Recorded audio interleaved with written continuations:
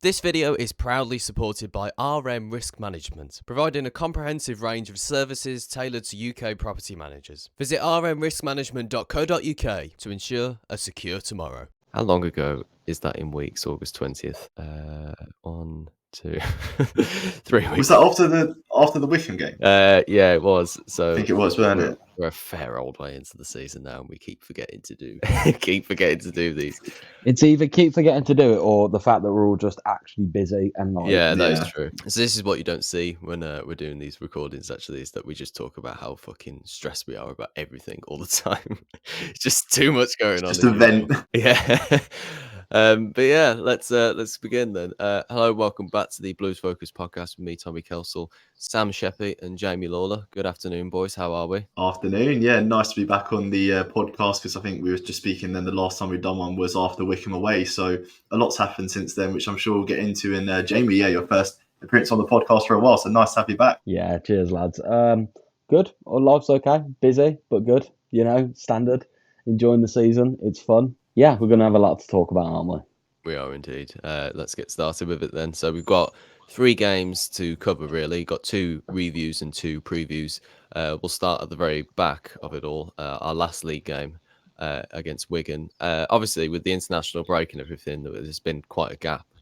Because I believe it was last Saturday we were meant to be playing Exeter away, and then obviously with the amount of players that we've got out on international duties, they've decided to move the game to another time. But before that was the Wigan game. What was our thoughts and everything on that game? I mean, I was just buzzing for 3 points. Wigan renownedly can be a bogey team for us. I mean, the last time we did Wigan at St Andrews, they went down to 10 men early and we still lost. Considering that we kind of got a bit of retribution on that one. They made 5 subs early, got all cocky, player comes off. We dominated towards the end, but I thought we were a bit poor. By poor, I mean we struggled to get the ball and hold the ball. I think Wigan caught us a little bit off guard. Like second half, or? Yeah, but yeah, 100%. Most of that second half, Wigan, you'd feel begrudged if you're a Wigan fan going home after that. You'd be fuming. I agree, yeah. I think we had like a great first half. We were absolutely solid. You know, some of the best football I'd seen all season, and a long time at the Blues, considering how poor we've been in the past few seasons. But really, the second half was, you know, had that been another Blues team, I think that would have finished 1-1. I don't think we would have gotten anything out of that in the end. Or lost. Yeah, well, typically Blues, we probably would have lost it.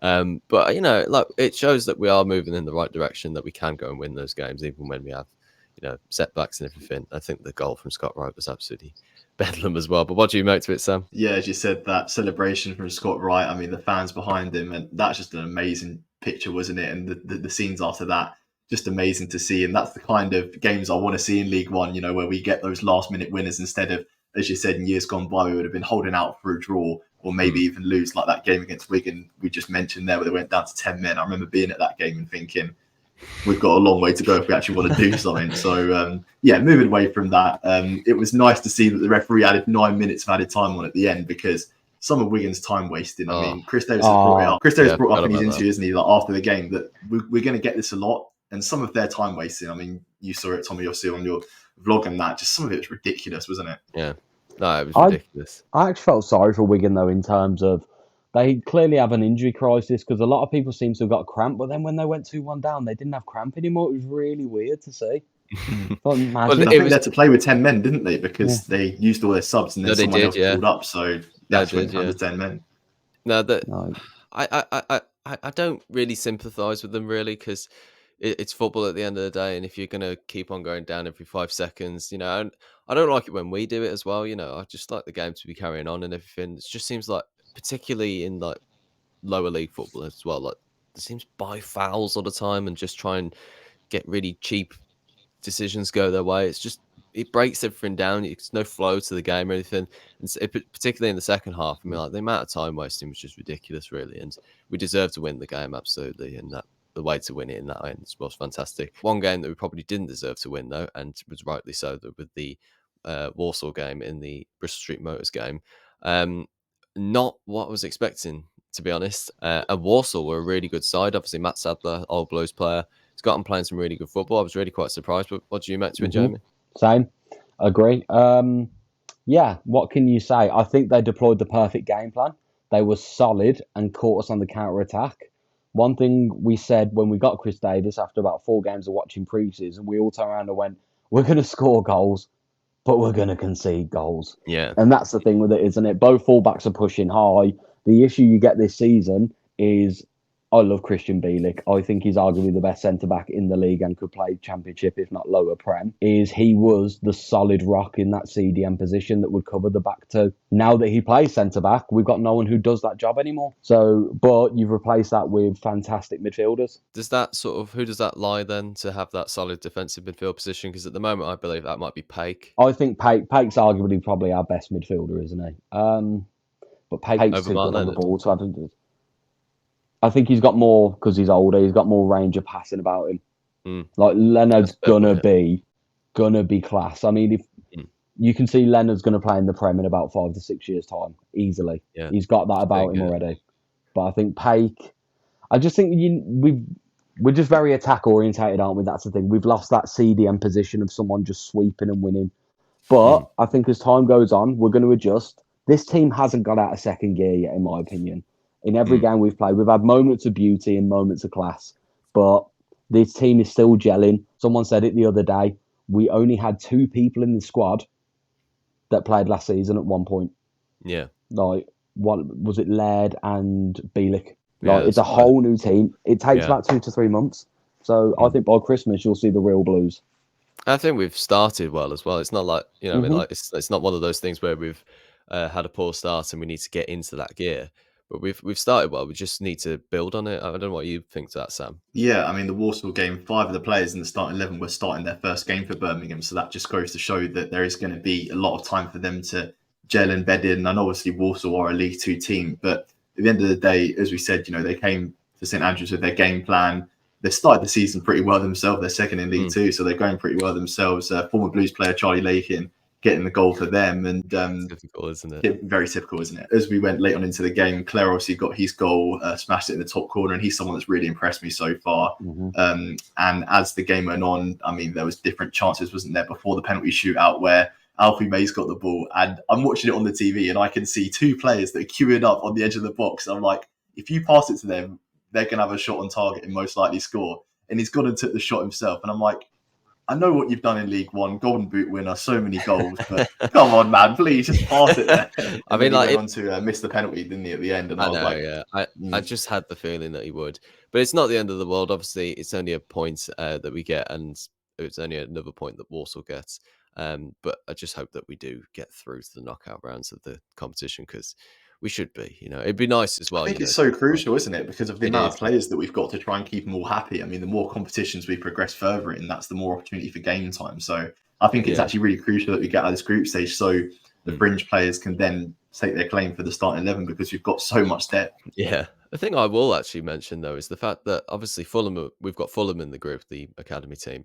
But I also saw the same night that the Villa had their academy team. I can't remember who they were playing now. Jamie, do you know who it was? No, but they play the under-21s, don't they? All Premier League teams get under-21s in this competition. Yeah. But they had 2 players in the team. So they had Emi Buendia and Ross Barkley in the lineup. An under-21s team, I believe, can play 3 players over the age of 21 still. That's ridiculous. That's not how it works, though.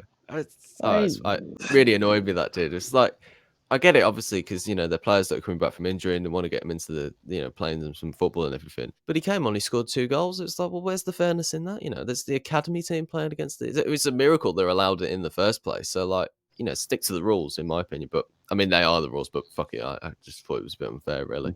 I can't remember who they played. Side note, while you're doing that, going back to the Walsall game very quickly, who was the other former Blues player there, number 8, the centre mid? Oh, Ryan Stirk. Prick. Absolute prick.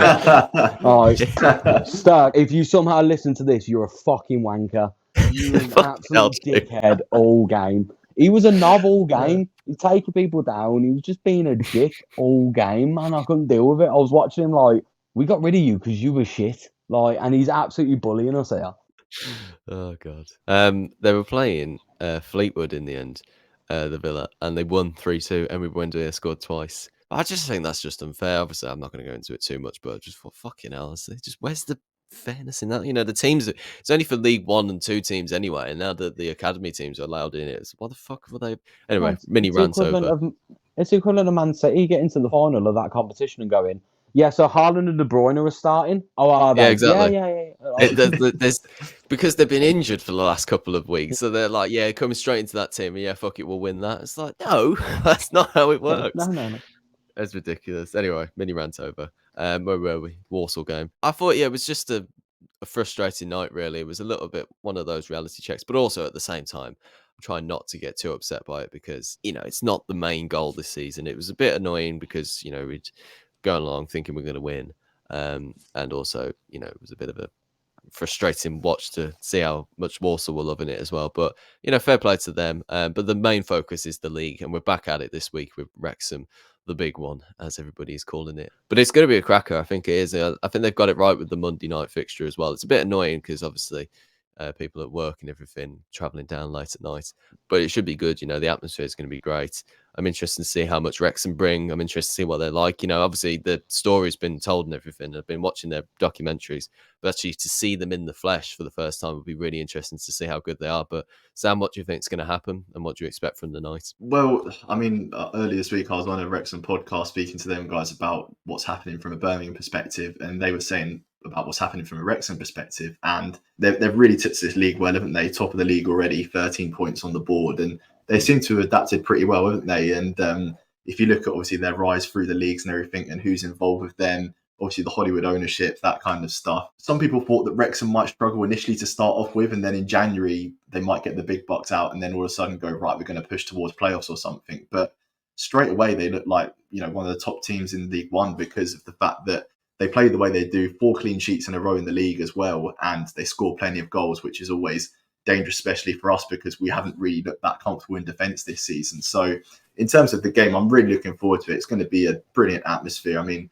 Monday nights on Sky, we haven't had the best of records in. I saw something where it's like we've won 3 games in 20 years where it's been Monday night on Sky. So something ridiculous like that. So not a good omen for us. But in terms of the game itself, I mean, if we win this one, it's 4 league wins in a row. And I think the last time we've done that I saw was 2018. So going back 6 years for that. So a crazy stat and going to be a good game nevertheless. Yeah, so Wrexham are top with 4 wins and 1 draw on 13. We're joint second on 3 wins, 1 draw, 0 losses. It's going to be our toughest test. I think this is the real test now in the league to see where we stand. I mean, in theory, we should win because we've spent a lot of money, but so have Wrexham. They've spent a good amount of money. I think it's going to be a tough game. It's going to be a physically battling game. There's going to be a lot of long throws. It's going to be a lot of high balls in the box. It is. I mean, we're going to be relying on Bielik and Keller a lot. I think it'll be scrappy, but I don't know. That's what they want, a scrappy game. That's what I mean. They're going to play they're going to shit house, aren't they? They're going to. That's how they're not going to compromise for us, are they? Exactly. Like that. That is how they play, and that's how they've got from, I guess, the conference to League One, and the fact that we're going to have to come up against these sort of teams. As Jamie said, that's going to be the real tester, isn't it? Especially when they're full of confidence and they've got momentum as well. The thing that scares me is Paul Mullin back? I've read potentially Paul Mullin's back. I know we like to dick about with the ball at the back. Like I know Peacock Farrell loves to play the game with the ball, but Paul Mullin, in a respectful way, is the biggest rat of a centre forward in the world. He will chase you down for 90 minutes. He will be on your arse for 90 minutes. Peacock Farrell ain't going to get a second on that ball. We need to be careful with that move. Careful with Peacock Farrell as well, because he's been making a couple mistakes, hasn't he? I don't know if we were going to bring it up, but the Northern Ireland game that they had earlier this week, where he had a bit of a clanger, didn't he? And not for the first time this season. So Blues Focus Twitter admin also had an absolute blinder with that as well, who was saying that Bailey Peacock Farrell should be playing, and then when the mistake went in, deleted the tweet and then put all should go in goal. He should have carried on. He should have carried on with the joke. That would have been brilliant. Honestly, he should have been like Bailey Peacock Farrell. Yeah, he's got a start, isn't he? And then as soon as he makes that thing, keep that tweet up, and then be like, yeah, that all stops your starter. Just put like a quote tweet saying, never mind. Who are these jokers anyway? Yeah, I agree though. We have got to be wary of our surroundings, which I think we've played fantastic football this season, don't get me wrong, but I'm not used to it as a Blues fan, and I need to get used to it. And I feel like if we can put it right against teams like Wrexham, we can be really on the ball, really sharp and fast with everything. I think we can be like, they'll give me some confidence. But I think if we are going to have moments like that where we're giving the ball away on the edge of our box and Bailey Peacock-Farrell's getting really close to strikers and everything, and we're losing it, and they're having shots on goal, then I can only see Wrexham growing in confidence from that, and I can only see us starting to shrivel a little bit. So really, what we've got to do is got to make it our game. We can't let them in whatever, really. So those type of in and around the box, just get it out as soon as possible. As soon as, out to the wide areas, get the ball forward, keep the ball in their half as well. Obviously, I'm definitely not trying to say how we should be playing, obviously, because Chris Davies knows better than anybody. But personally, I just think, though, like, if we have the ball in their half, the more often that is, just pinning them in, not allowing them out at all, then I think we'll walk away with it, because on paper, we've got the best team now in the league by an absolute mile. So really, the Wrexham will have a lot of chances, I do think. I think we'll both have many chances, because like you were saying earlier, Jamie, it was like the way we're playing, we're going to score a lot, but we're also going to concede a lot. And I think those chances are just going to be pinballing. Early predictions, what are we going for? I mean, as much as I think Kalar and Bielik are genuinely fantastic centre halves, I think the way we play, I don't see. Yeah, Keller, is it? Keller? That guy. Brandon Keller? No, Clara. Clara. Yeah, Sorry, yeah. Clara, yeah. The big massive shithouse who's at the back at the minute, the unit. Him. Yeah. The Blues Beckenbauer, mate. Blues Beckenbauer. I love that guy already. He's so good. I imagine we'll win 3-1. I think it'll be a tight game, but I firmly believe, like 90% of football matches, the game's won in the midfield, and I think our midfield's the best in the league. I think if you deploy, let's for example say we're playing Alfie May up top, because he'll probably start up top. You can't drop someone who's scored 4 games in a row. I'm sorry, you just can't. I don't think we should drop anybody. No, 4-2-3-1. Just drop a 4-2-3-1. Put Paik and Leonard in the middle. Yep. And then let's say you go Hansen, Jay, either side of the wings, and then drop Thor in the middle. I like that. That sounds like a strong mate. lineup, That midfield battles. I've said already, this team right now, if you get them going gelling, these are high championship. Now, we could battle playoffs right now in the championship with this team. I'm sure we could. And that's where the confidence comes from. I'll die on the hill. It's fine. I think we just need to learn how to, finish our dinner sometimes, because we have all the wonderful play, but then I don't want to out Blues players on the first podcast I've done the season. But I've got one gripe with one player. And if anyone could please, because he's so good at what he does, teach Ethan Laird how to cross a ball, that'd be wonderful. That is my literally only gripe. He gets into the position. He's so quick. He's so powerful. Yeah. He's amazing to watch when he's bolting. But I think what we do, though, is that when we are in those positions in and around the box, we have so many options that we're almost a little bit unsure of what to do. Because like with Ethan Laird, particularly in the Wigan game as well, and definitely in the first game against Reading, he got in and around the box, and it was just like, do I go back? Do I try and sneak a ball through, try and get somebody in behind? Do I try and put it in the box? But that's where I feel like just a little bit of like assertiveness when we're in the round the box, and just do something immediately. Trying something unpredictable as well, because I think Wrexham will be expecting us to be quite formulaic, quite structured. So they'll be trying to undo things and try and make things a bit awkward and tense for us at times. So if we can outdo them a little bit as well in around the box, I'm sure they're bound to cause mistakes as well. So I think we should definitely take it to them. We shouldn't, try and counter them or anything like that. I think we should take the game to them and try and beat them early on, because if it's up for chance then, isn't it? I feel like the more we allow them the possession and try and sit back a little bit and then just play off from where they give up space and everything, I think I can't see us doing that. I can definitely see us going at them from the first minute, having the ball in around their box, scoring a couple of early goals. I can definitely see that. I can see that doing us to any of the teams this season. But what do you think, Sam? I agree with pretty much everything you said there. And I think with Blues this season, it's kind of been the story of the final pass, isn't it? Because we've use that build-up play effectively, but then it is just finding that final pass or cross to then someone who's in space to just put away the ball. Because for me, like defensively, I'm still not 100% convinced, and I still don't think we've got our set back four yet either. And I think with the midfielder situation, obviously Jay Stansford coming in now, that throws up a whole different dilemma, doesn't it? In terms of where is he actually best? Is he best on the wing or up front as he was last season? And that's something that I think is going to take time for Chris Davies to really make a decision on where he thinks Jay Stansfield is best suited, because obviously Stansfield, top class player, having costed £15 million in the end, which I think is just absolutely crazy, isn't it, for a League One team? And the amount of talk I've seen about it on social media and the amount of rattled League One fans, to be honest, I do kind of love it.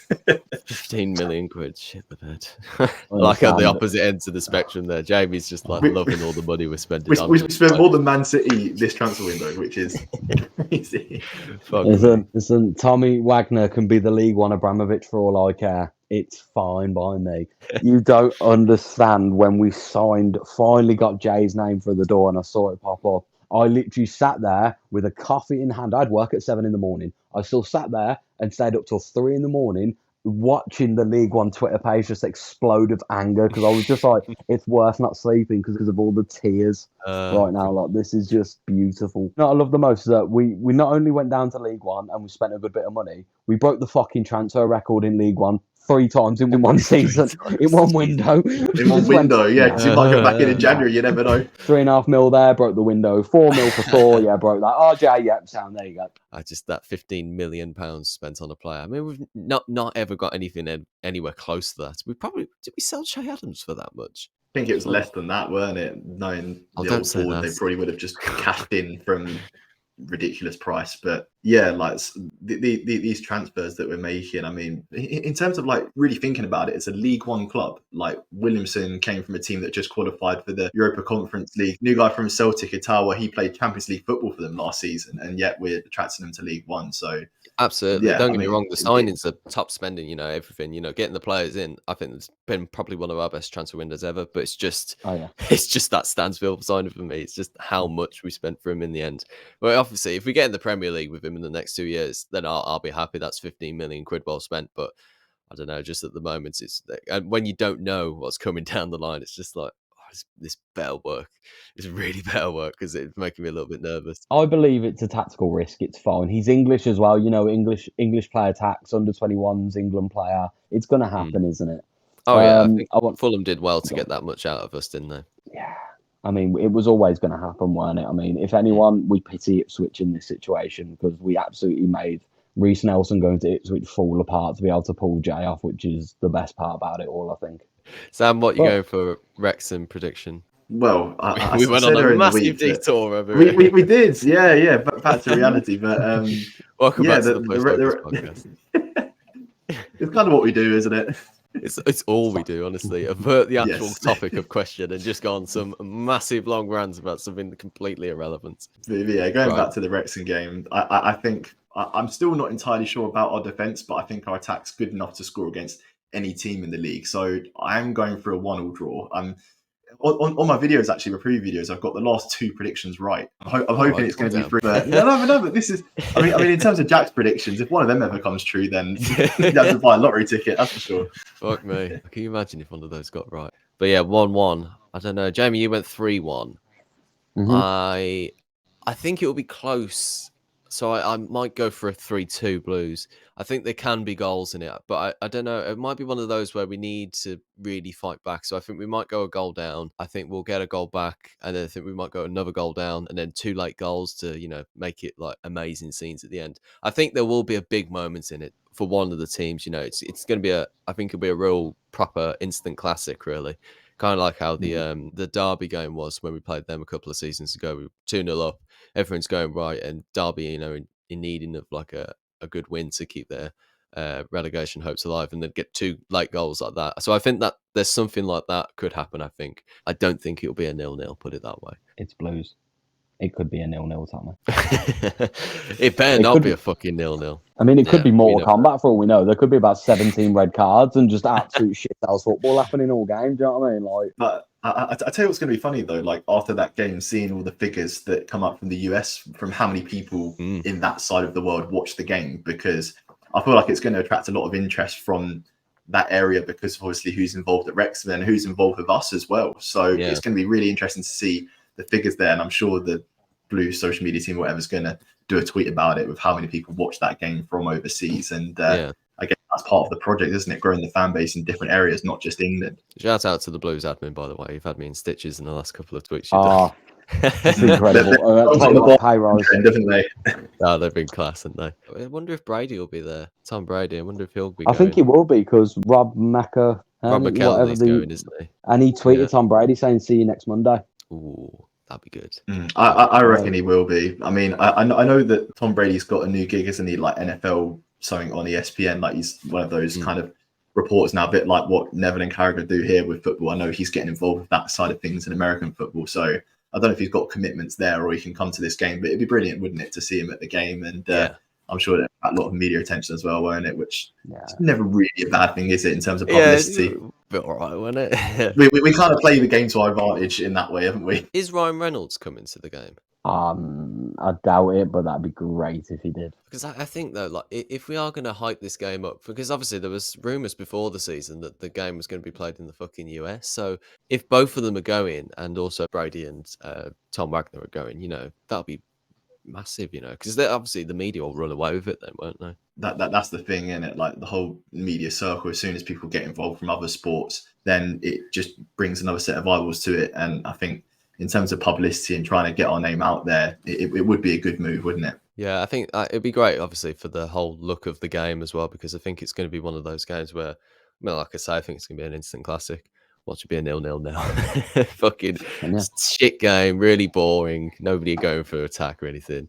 Bring on Rotherham. As we've said, it's our biggest game of the season, and with another sold-out crowd, by the way, which is just fantastic. You know, seeing another sold-out crowd, which shows that the fans are really buying into it all, as they have done. I mean, since Nighthead have took over, and I think in terms of the games that we have sold out at St Andrews since last August, we've won all but one of them. Is that correct? What was What the was the one one we didn't win? Oh, I saw it earlier, but I can't think of it now. But I know we picked up, because I did see there was one Was it draw. first game of the season against Reading? Yes. Oh, there you yeah, go. it was. Yeah, that's the 2 points we dropped. Yeah. See, that's why he's here, Jamie. Honestly, Yeah. he remembers. That's why he's the GOAT. It's just Making St Andrews a hostile place to go again, because in plenty of these videos I've seen on social media, obviously with the whole Barclaysman trend that's now started off, hasn't it? I think back to those days when Birmingham were a Premier League side and we really used to be an intimidating place to go, and I just hope that we can get that back. You're making me feel all sad and nostalgic now thinking about. No, but it's good because it's back We though. were. The sold out attendances are back. I agree though. What we can bring that atmosphere back. Like you remember them Premier League days. You know, you Joe Hart in goal, Stephen Carr, Roger Johnson, Scott Danbridge. Well, that back four was terrifying, and it was just shit house after shit house. Like any ball that came towards, they were just sending it back that way, and that's fine. That's how we used to be a nasty team. Bowyer and Ferguson in the middle of the park. We used to decimate people in half. Oh, that's what we need. Yeah. On the note of talking about old players, has anyone impressed you this season so far? Because I want to put Amelia Hansen forward because he has been unbelievable and he gives me Chris Burke vibes. He gives you Chris Burke vibes. That's a good shout, actually. Yeah, I do get that. The way he moves and like drifts in and cuts inside, it was like we haven't seen that kind of level since Chris Burke. Like, the way he just seamlessly cuts inside and runs with the ball and runs past people. He's a player. He is. I think Mark Leonard has to be for me because I think he's just got the talent to do it. You know what I mean? I think he's just got the ability. I like Hansen. I think he can get better over the season. Just need a little bit more like a product from him. You know, he needs a really good assist or like a good goal or something. He's had like opportunities and everything. But I think like with someone like Mark Leonard, he just does his job perfectly. And I can't really fault what anything he's done this season so far. But I think though, like moving forward, I mean, Sam, you're more than welcome to mention other players that you feel like have done pretty well already this season. But I quite like the idea of having a front three soon. Because at the moment, you know, we're almost there. You know, obviously May's your central striker going through the middle all the time. And then you can also have like someone like a Stansfield who can drift wide left or wide right or something. And we've also got Yokoyama, we've got Hansen, we've got, I mean, even Keshi Anderson, who's still doing a pretty decent service for us at the moment. You know, like them type of players. If we have like a 4-3-3 going forward, I mean, we're looking good then, you know, that solid midfield going forward. And we've got Scott Wright as well. You know, I think that's a possibility that we could look forward to, actually. Exactly. I mean, it's an abundance of talent, isn't it? And it's flexibility as well that we can switch these players in and out, and we're not reliant on one or two people in the team to put in the good performances every week. It's now a team collective, I feel like. And a 4-3-3 does sound good. I think the only real issue with a 4-3-3 is that we're not exactly the tallest team going forward. I know obviously we've got four now as that like attacking midfielder who's quite tall, but I found it a few times in that Walsall game where we got a little bit desperate, didn't we? Where the balls were coming into the box and Alfie May was like dropping deep, wasn't he? And then delivering balls into the box. And I was like, no, that's not your game. Just in the Harry Kane just stay there. In time, it could transition to that. And I think with the amount of players that we've got, we can be flexible with changing formations and everything. So I'm sure that patterns are going to develop as the season goes on. And as Jamie said, I think round about Christmas time is when we come into full flow and we'll just start seeing these emphatic scorelines that have yet to come. I mean, we've got like a tough run of fixtures now in terms of like they're like the odds for League One. So like we've got Rotherham, Huddersfield. Rotherham haven't had the best start, have they? They're 15th at the moment. They've only won one game. Yeah, but they were one of the like pre-season favourites, weren't they? As much as Steve Emma's ball is so boring and so dire, it does get results. That's the thing, isn't it? Like a lot of people were saying at the start of the season they've got the experience, but then now all of a sudden that's turned into they've got an aging squad. So and then obviously Huddersfield, they're 7th on 3 wins, 1 loss. Who did they lose last week to? Oh, Rotherham. Kind of destroys our argument there. That's League One for you. I mean, Wrexham into Rotherham is going to be an interesting. If you get 6 points from that, I think we're doing very, very like we're showing where we're at. 2 wins on the bounce. Yeah, I mean, like we're 5 wins then, aren't we? So I feel like we're more than well on the way then. Yeah, it's going to be the good thing about Chris Davis as well. Sorry, Tommy, I just come up with a point because obviously Chris Davis, he doesn't really hang around with substitutions as well, does he? So no, I like if the game isn't really going our way, straight away he goes in with the substitutions. And someone that we haven't mentioned yet that I feel may be a Jamie striker is Lyndon Dykes. I love him. What was your reaction, Jamie? You hated him when he was at QPR. So, I think you're going to love him now. Yeah, well, this is the thing. I recall playing against when we played QPR, and I recall saying to Tommy, was he the one who scored past us, Tommy, in Rowett's first game? Did he score a scrappy tap in? Was it him? It might have been, yeah. I feel like he has scored against us before, and you've had a right kick off about him. This is the thing, like, because he's just, he's a young Duke. He's a younger Duke. He's a shithouse. And he's a knob, and he's going to get about, and he's going to... And this thing, Lyndon Dykes, we've got, like, so much squad depth now. It's a joke, and it's beautiful to have. I mean, we're talking about deploying the front three, like you said. May, Stansfield, Dykes. That's horrific. I mean, when in doubt and you're losing a game, you know what? Let's just put 4 playing in behind and just start crossing the ball to Dykes and Djukovic and see what happens. He's one of those players you absolutely hate to play against, but actually quite like him when he starts playing for you. I'm sure we're going to like him this season, I think. I've got a good feeling about him, actually. But then again, it's like, we've had it before, haven't we, with strikers that have come in, scored goals for other teams, and all of a sudden don't for us. But I think it's going to work. Yeah, I mean, the signings have been absolutely top job, you know. Like, you can't complain about any of them, really. There's none of them that have come in that I thought, I ain't too sure about you. I've looked at all of them and thought, top signing, every single one of them. We haven't had like an Ollie Burke signing or just yet, actually. We shouldn't don't say his name. One. Yeah, we don't say that name around these parts anymore. But aside from that, I think we've gone through pretty much everything. I think it'll be a tough game against Wrexham, but if we get a good result, a good win as well, because win is important in these big games. You know, obviously we just need to win as many games as we possibly can to get out of League One, because obviously any title winning team or any promotion winning team wins most of their games. You know, we just need to keep winning, and at the moment we are, you know, and that's a good way of going about it. The Walsall game is what it is, really. We'll take it on the chin, and we've got Shrewsbury next. Shrewsbury, how do you say? It's a regional thing, isn't it? I say Shrewsbury, but Shrewsbury. Jamie, how do you say it? Shrewsbury, yeah. Let us know how you pronounce Shrewsbury in the comments. The big talking point. Yeah. Welcome back to Blues Focus. But yeah, thank you guys for tuning in for another episode. These quarterly episodes, as they are now. But Jamie, Sam, thank you guys for joining me again. And yeah, thanks for listening. Keep right on. Keep right on. I'm sure to stab. Hopefully we've not forgotten anything. We'll probably start recording again if we have.